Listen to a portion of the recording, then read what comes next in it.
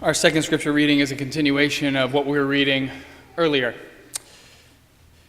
So it starts off by saying, "For Herod himself had sent men who arrested John, bound him, and put him in prison on account of Herodias, his brother Philip's wife, because Herod had married her.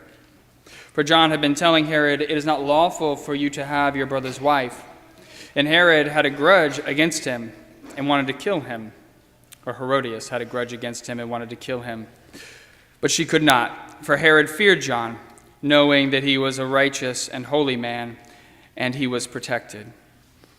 When he heard him, he was greatly perplexed, and yet he liked to listen to him. But an opportunity came when Herod, on his birthday, gave a banquet for his courtiers and officers and for the leaders of Galilee. When his daughter, Herodias, came in and danced, she pleased Herod and his guests. And the king said to the girl, "Ask me for whatever you wish, and I will give it." And he solemnly swore to her, "Whatever you ask me, I will give you, even half of my kingdom." She went out and said to her mother, "What should I ask for?" And she replied, "The head of John the Baptizer."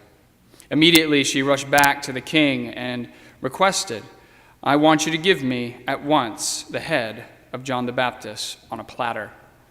The king was deeply grieved, yet out of regard for his oaths and for the guests, he did not want to refuse her.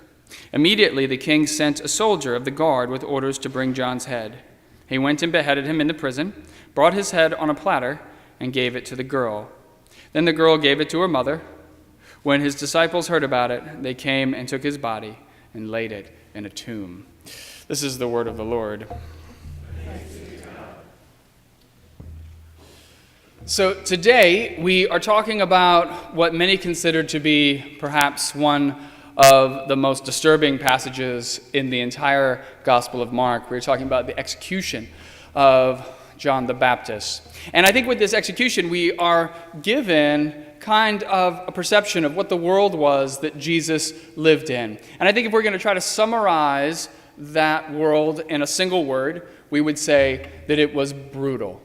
It was a brutal, violent world. And today, I actually want to take some time to paint a picture for you of what that world looked like. Because you can't really understand what Jesus was trying to do unless you understand the world out of which his message was birthed. So, to begin with, I want to talk to you a little bit about this passage that we just read between John the Baptist and this guy, Herod. His actual name is Herod Antipas. And I know that many of you probably don't know who either of these people are, so I want to take some time to explain to you who they are, and then that's going to give us an avenue through which we can actually discuss this issue. So the first person we need to talk about is John the Baptist. Well, John the Baptist, he was a man who lived in the area of Galilee. I know, it's upsetting. It is. He lived in the area of Galilee. I'm going to show you a map of Galilee pretty soon so you can see what that area looked like, but for now, just believe me. And know that he had amassed quite a large following of people who liked his teachings. Now, what made John unique is that he would go out into the desert, and he would take his disciples out there, and he would immerse them in water, ritually cleansing them. And this is why he gained the name baptizer, because the word in Greek, baptizo, literally means to dip. Now, what's important for you to understand is that John was not the first person to come up with this idea of dipping people into water. It's a very ancient idea in Israel. The idea actually came from the priests who used to oversee all the religious services. Now, it's very important for you to understand that the priests were not people like me, an average person. Priests were from the aristocracy. They were the upper class. They were the people who basically ruled everything. And that's why they got to perform those religious services. And so what they would do before they would offer a sacrifice, before they would sacrifice animals, they would ritually cleanse themselves in baths. And so, as is very common in most societies, the lower class wanted to emulate the upper class. And so these washing rituals, they started to trickle down into the lower classes. And we have actually found all over Israel, they've been digging up archaeological sites, and they have found these baths everywhere that people used to bathe in. You can see them right there. That's an example of one of those baths. So, John the Baptist, he did not create this concept, but he used it. And what you also have to understand about John's followers is that they believed that he was the Messiah, the Mashiach, which literally means they thought he was going to be a king. Now, we know this because to this day, there's a group of people in the Middle East who actually still believe that John is the Messiah. They are known as the Mandaeans. And they have scriptures, very much like we have a Bible, and in their scriptures it portrays John as being the Messiah, and they're waiting for him to come back in much the same way that many Christians are waiting for Jesus to come back one day. I told you a long time ago when I first started talking about Mark that many scholars believe that Jesus was originally a disciple of John the Baptist, and that when John got arrested, he kind of broke off on his own and did his own ministry. Well, we heard about that back in chapter 1. We're now in chapter 6. And so today, we're going to talk a little bit more about that arrest. So John, he was arrested by a man named Herod Antipas. So this is what he looked like. He's actually a pretty good-looking guy, right? Not bad.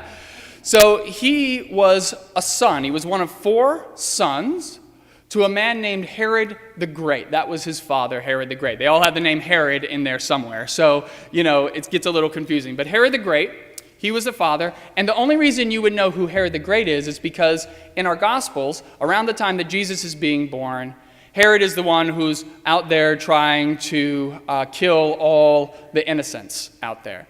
So Herod supposedly died around the time that Jesus was born, which is be about 4 BC. That date is actually going to become important for you to remember here, because we're going to be talking a little bit about dates today. So 4 BC is when Jesus was born.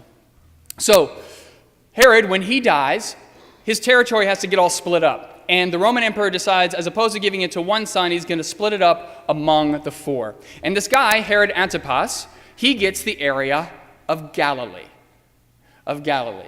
Now, when he gets this area, he finds out that John the Baptist is preaching. And if you're the ruler of an area and you have a guy who's amassing a large following, what are you probably going to do in that situation? You're going to want to get rid of him, right? Because he's a threat to your reign. And that's exactly what he did. He sends some soldiers out, he has them arrested, he has them put in prison. And that leads us to the scripture that we read today. Now, in the scripture today, it tells us that Herod Antipas, he's throwing a birthday party for himself, which is what we all like to do, right? Throw birthday parties for ourselves. And he's invited the wealthiest citizens of Galilee to come to this party. Now, when they come to Galilee, they're actually going to the newly built city of Tiberias. James, will you circle that for me? All right. So that is Tiberias right there. You can see that on the screen. And Tiberias, just so you know, prior to him, that city didn't really exist. He made it because he was now the ruler, and that's where he wanted his palace to be. So he creates this new palace. He wants to show it off to everybody, and he invites the wealthiest citizens to come. So they're there, and we're losing kids like crazy in this service. They are not lasting very long through the sermon. It's probably the content, I understand. I would leave too. So the stepdaughter of Herod Antipas is dancing for the crowd. And Herod Antipas is so pleased by this that he wants to give her a gift. Now, I want you to know, first of all, that this is highly unlikely this would occur because A, you need to know that the aristocracy, they were not entertainers. The aristocracy was there to be entertained. And 2, it would go against the Jewish sensibilities of propriety to have a young woman like that dance for him. So, let's just assume for the moment, though, that it did happen because it helps us with the story. So he says, you can have anything you want up to half my kingdom. So she goes to her mom, consults her mother, and her mother says, hey, why don't you ask for the head of John the Baptist? So she goes and she makes the request. Now, the reason why she asked for this is because supposedly John the Baptist, he was very critical of her marriage to Herod Antipas. But it tells us in the scriptures that Herod Antipas, he's really sad about this because, he had a good relationship with John. He liked him. He liked to listen to him. And so he was a little bit grieved to have to send these soldiers to go execute him. And he needed to do this, however, to comply with the oath that he had taken and with his stepdaughter's request. Now, I think many of you probably know what I'm going to say right here. Do you know what I'm going to say? Historically inaccurate. Okay, just so we all know, the way this story is portrayed, it's not possible. Let me tell you a couple reasons why it's not possible. First thing we know is that Mark, he thinks that John is being held in Tiberias, the place that James circled right there. That's where he thinks he's being held. And he assumes that he's in the palace and he's in some prison underneath the palace right there. But we know from historical documents that is not where John the Baptist was being held. He was held in a place called the Fortress of Machaerus. That is exactly where it stood on a hill. It was built originally by his father as an outpost to guard against people coming in from the east. So if you want to know exactly where it is, we'll jump forward, and James can give you a basic idea of where it was located. It was right next to the Dead Sea. So do you see that right there, what he's circling in that area? Okay, so show them where Tiberias is now on this map. Up there. Okay, so even if there was a horse that could go 50 miles an hour, which there isn't, or even if he could get multiple horses going all the way down there and back, it would take him more than 20 hours to get to the Fortress of Machaerus and get back with John's head. So that tells you probably not possible, right? Now, if you've been here for a lot of my sermons, you know that I've been telling you that Mark keeps getting all these details wrong. And you might have been asking the question, which is, why does he get them wrong so often? Well, it's because Mark is not writing this gospel from here, from Israel. He's writing it from Rome, which is halfway across the Mediterranean. In fact, many scholars believe he may have never even set foot in this area of the world. So he has a very limited understanding of the geography of the area. The second issue with this whole thing is that actually it portrays Herod Antipas as really liking John. And you know what I'm going to tell you? That's not true either. I'll tell you right now, Herod Antipas, he didn't like John at all. He wanted to get rid of him like he wanted to get rid of everyone else who was in his way. Do you know how we know this? Because there was a historian. His name was Flavius Josephus. And Josephus, he was a Jewish historian. He wrote about Jewish history. And he actually talks in one of his volumes about John the Baptist. And that's how we know that John the Baptist was actually at the Fortress of Machaerus.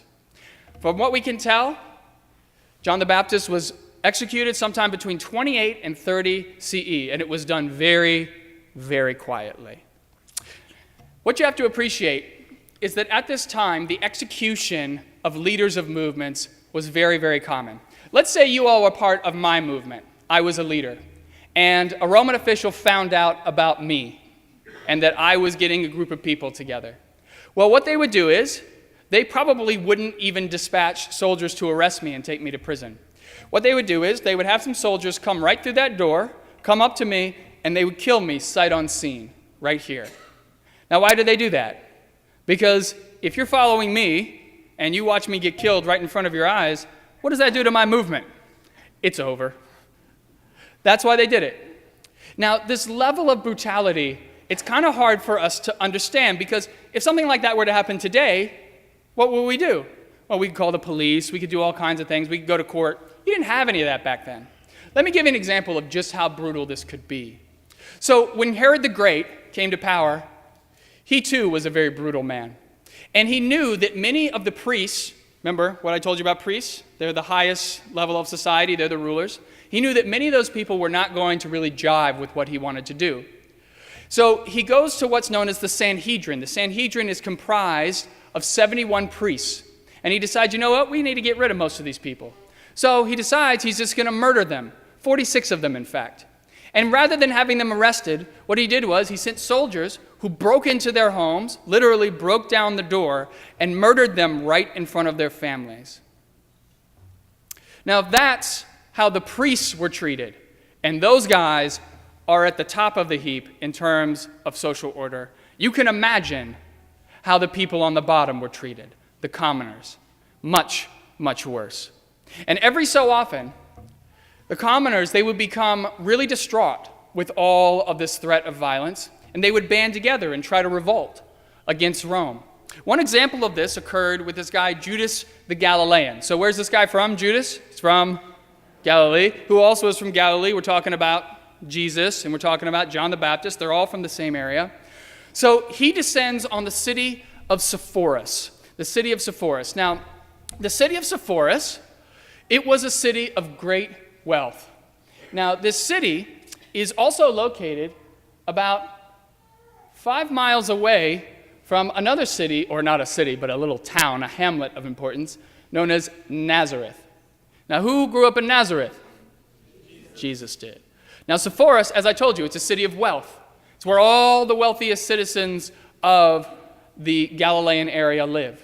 So what happens is Judas the Galilean, he descends on the city, he raids the royal armory, and he ends up plundering all these homes of the wealthy citizens there. And then he starts doling out God's justice to all these Jewish aristocrats. Well, Rome, they find out about this, and they dispatch some soldiers. Those soldiers, they show up, they find Judas the Galilean, and they lop off his head. That's the first thing they do. Then they take 2,000 of Judas's closest followers, and they crucify them en masse.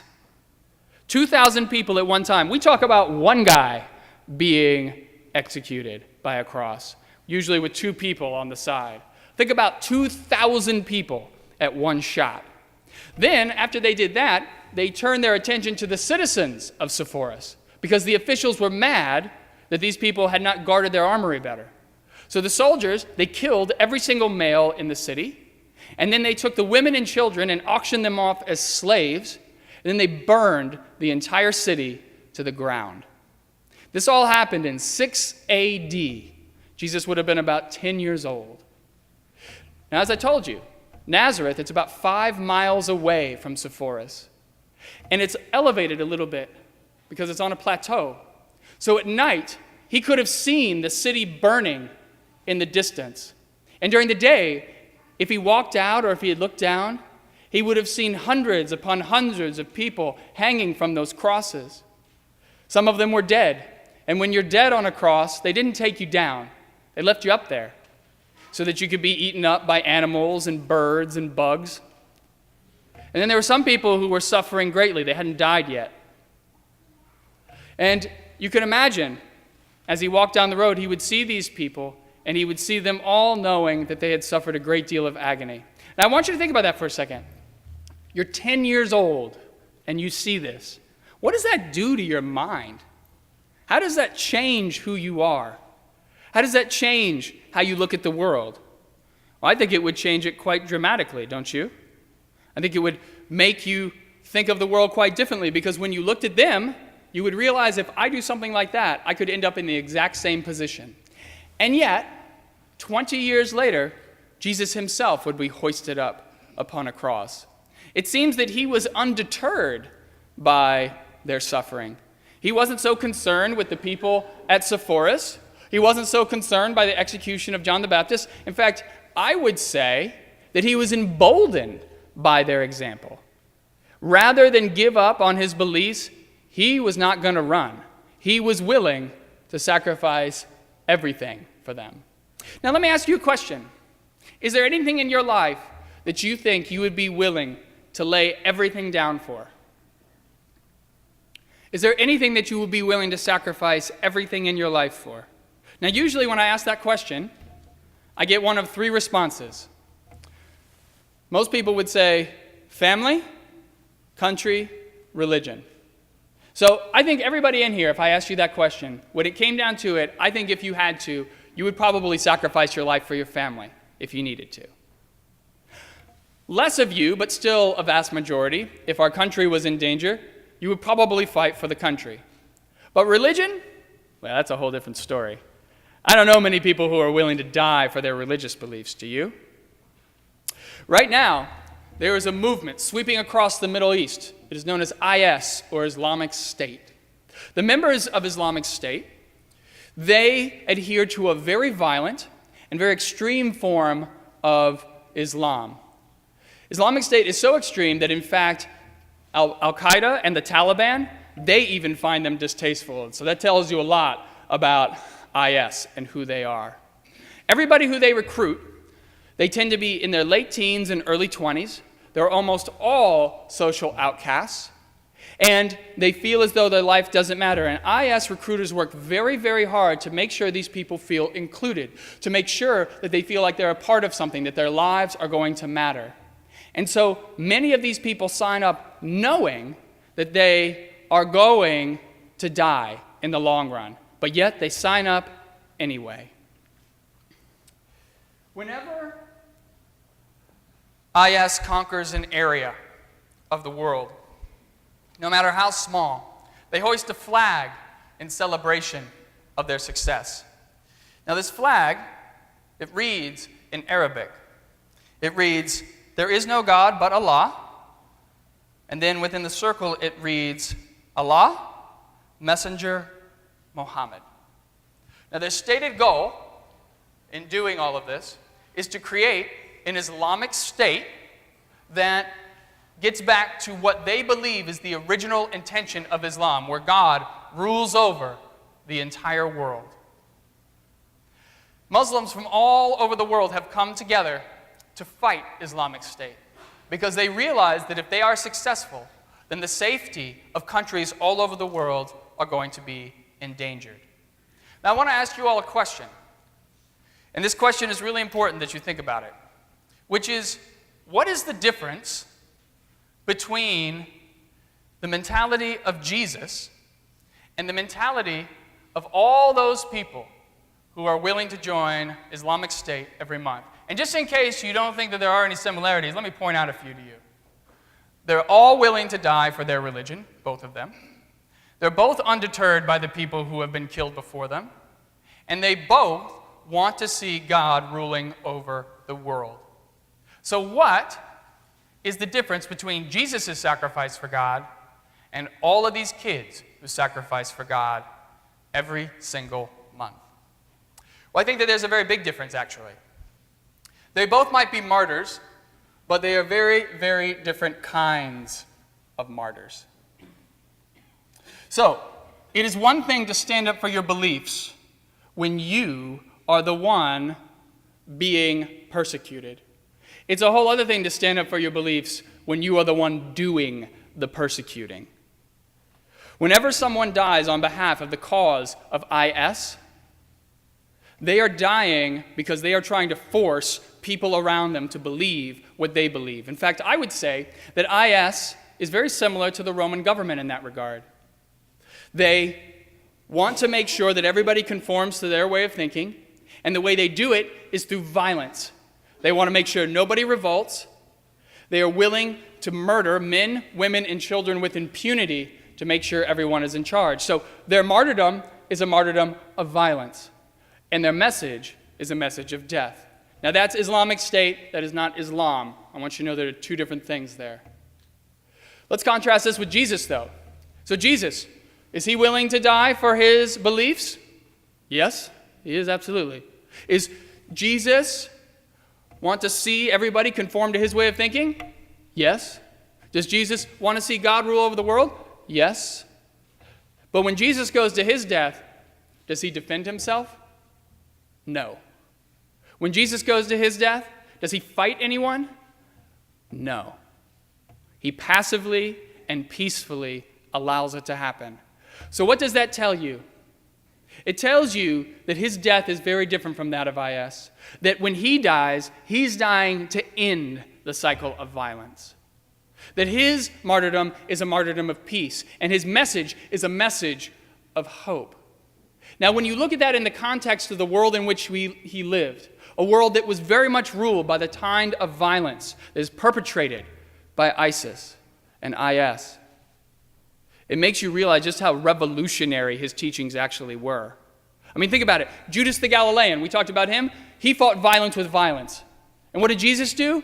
He fought violence with peace. You all know Jesus' teachings, right? What does he say? Turn the other cheek. Love your enemy. Let go of your anger. These are revolutionary teachings in a world where eye for eye and tooth for tooth are the norm. The Roman government was right to be suspect of Jesus because those are the kind of teachings that can truly upend the normal ordering of the world. If you don't believe me, I want to end this morning with a very, very short story of the civil rights movement that I think will help explain to you why we truly can beat violence with peace. In 1963, Martin Luther King Jr., he was talking to his constituency in Birmingham, Alabama. And there was a man in the audience, a man named Roy James. Roy James stuck out because, first of all, he was white. And second of all, he stuck out because he was actually part of the American Nazi Party. He was actually a lieutenant stormtrooper for them. And as he's sitting in the audience, listening to King speak, he gets more and more angry to the point where he leaps up out of his seat, runs up on the stage, and he starts pummeling King in the face with his fists. Now, of course, all of King's friends, they jump up and they're trying to tear this guy off of him, right? They're beating on him and they're trying to get him off. And what's amazing is that in the middle of this, King, he wraps his arms around Roy James and he's trying to deflect the blows from his friends. He's trying to get them off of him. And then he hugs Roy James tight and he whispers in his ear, "I love you." Now, Roy James, in that moment, he breaks down crying. And King, he turns to the crowd, he hoists Roy James' arm up in the air, and this crowd is just looking on in shocked awe, and he says, "This man is a brother." That was a very important moment in the civil rights movement because it was the first time that many people believed that Jesus' teachings of nonviolence could actually win that conflict. Up until that point, many people didn't believe it, but that changed people's minds. And so I pose the question to you one more time. Are you willing to die for your religious beliefs? I can tell you that I am, because I really believe that Jesus' teachings of peace, hope, and nonviolence, and his example of sacrifice, that those are the things that can truly change the world. And so my prayer for you today is that God might give you the faith to believe so strongly in Jesus' teachings that you would be willing to fight violence with peace. Amen.